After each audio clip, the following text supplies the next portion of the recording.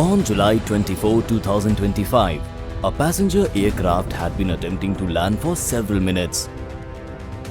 But the visibility is so poor that the pilot could not see the runway. ATC instructed them to try another attempt, but this attempt turns out to be the last attempt for their plane.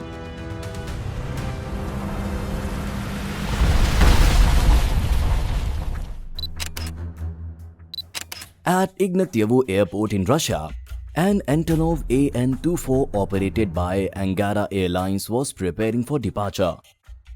42 passengers and 6 crew members boarded the plane. The flight was scheduled to operate from Ignatyevo Airport to Tynda Airport. Both of these airports are in Russia. The flight initially proceeded without incident. Shortly after takeoff, weather conditions began to deteriorate while flying towards the destination. Eventually, the plane reached Tynda airspace. ATC granted landing clearance and advised the crew they were clear to land. However, the pilot encountered significant difficulties during the approach. He could not see the runway through the windscreen ahead. ATC was also unaware of the exact severity of the weather conditions, and Angara Airlines should be given landing permission or not. They left everything on the pilot. If the pilot is capable of landing, then he can land. The primary challenge for the pilot was the need to visually identify the runway for landing. Slowly, the plane reached even closer to the runway, yet the pilot remained unable to clearly see the runway. If the runway remains out of sight beyond the minimum descent altitude, the pilots of Angara Airlines also did the same. At that point, initiating a go-around was the only safe option. The pilot aborted the landing and applied full thrust to initiate a go-around. Slowly, this plane started to rise upwards. The pilot reported to the ATC that we could not land in the first attempt. Therefore, we are initiating a go-around. Now, this plane had to land on the runway again by making a circle of the city. ATC said, "Okay, you can land on runway 06. The aircraft then commenced the go-around maneuver. ATC kept waiting for the plane to land on the runway again, but time passed and the plane did not return.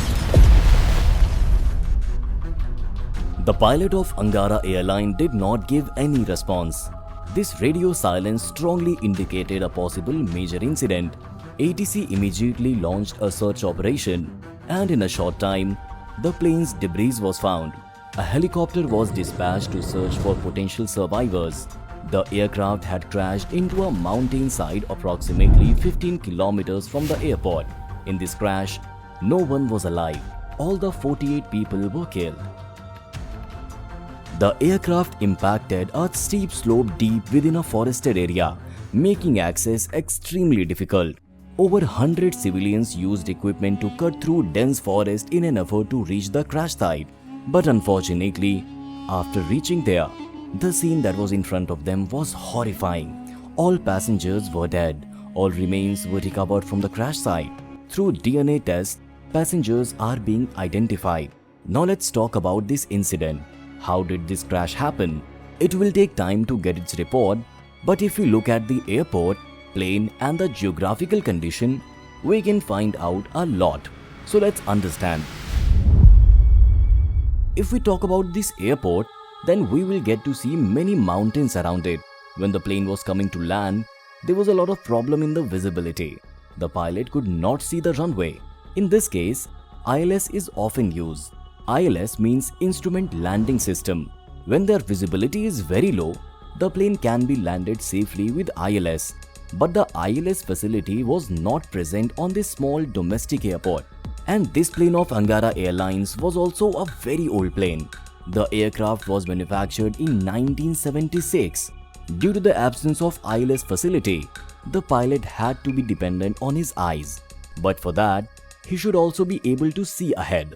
This airport did not provide meteorological aerodrome reports or METAR. This METAR gives information about the weather to the pilots, and the pilot gets the idea that if the weather is bad, then how bad is it? They should land or go to some other airport. But this facility was not present in this airport. So the pilot of Angara Airlines was not given any information about the weather. He was getting all the information from the windscreen in front of him. which his eyes were providing. Whenever a plane flies in such an area where there are high mountains and buildings, they have to fly at a certain altitude. Suppose if the height of the mountain is 2000 feet near the airport, then the plane will have to be maintained at an altitude of at least 3000 feet. Aircraft are required to maintain at least 1000 feet of terrain clearance in such areas. The pilot of Angara Airline will also have a chart in which it will be written that he has to fly at least this much altitude above these mountains. But because this plane collided with the mountain, this suggests that the aircraft was flying below the prescribed minimum safe altitude. But why? Why was this plane flying at such a low altitude? Was there a problem in its engine? Was this plane not getting lift? I think this may be a pilot error. We will have to understand that the pilot was visually flying in the bad weather. He was navigating visually using the forward view from the cockpit.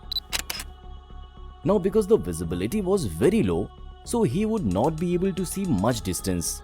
In this case, if the pilot had followed his chart and rules and went up by 1,500 feet, however, ascending more might have further reduced forward visibility, it is possible that this must have been the reason that the pilot did not maintain the altitude and took the decision to fly at such a height, from where he could see everything in front of his eyes. If we look at this location, then a narrow river passes here, and there are high mountains on both sides. During the go-around, the aircraft likely flew between two mountainous ridges. Now, because there was no mountain ahead, that is, the mountain from which they were going to collide must have been on the right side of the plane. As there was no mountain ahead of him, maybe he must have found this altitude safe. But to reach the airport, he had to turn the plane. And as soon as he turned the plane, a mountain suddenly appeared directly in the aircraft's flight path. Maybe when his eyes will be on the mountain, then he may not have had sufficient time to initiate a climb and avoid the terrain. If we talk about its engine, then there is a possibility that the engine may have issues. But the pilot did not give any report about it to the ATC.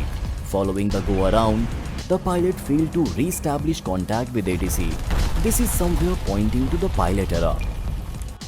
Although, whether there was a problem in the engine or not, it will take much time to confirm it. Now, some people are also blaming the plane. If it is such an old plane, then the crash will happen. Here, I will say that a plane is never old. If its maintenance is going on properly, if its maintenance is being done on time, then the plane is perfect for flying. And by the way, this plane also received an airworthiness certificate in the year 2021. And this plane could fly till 2036. That's why I feel that due to the bad weather and low visibility, the pilot was relying less on instruments and more on his eyes. This may explain why the pilot chose to fly at a lower altitude for better visual reference. While I think that in such a case, it is very important to follow the rules. Whether the pilot can see ahead or not, he should have flown 1000 feet above the height of the mountain, and he should have been in contact with ATC continuously. Despite this, if there was a problem in landing, he could have gone to another airport. Unfortunately, it appears that several standard procedures may have been violated. The crash was likely caused by a combination of poor weather, reduced visibility, and lack of accurate meteorological information from the airport. I hope now you have understood the whole case. For now, that's all for this video. If you like the video, give it a like. If not, feel free to dislike. Either way, don't forget to subscribe to this channel for more informative content. I'll see you in the next video. Until then, keep watching and keep learning.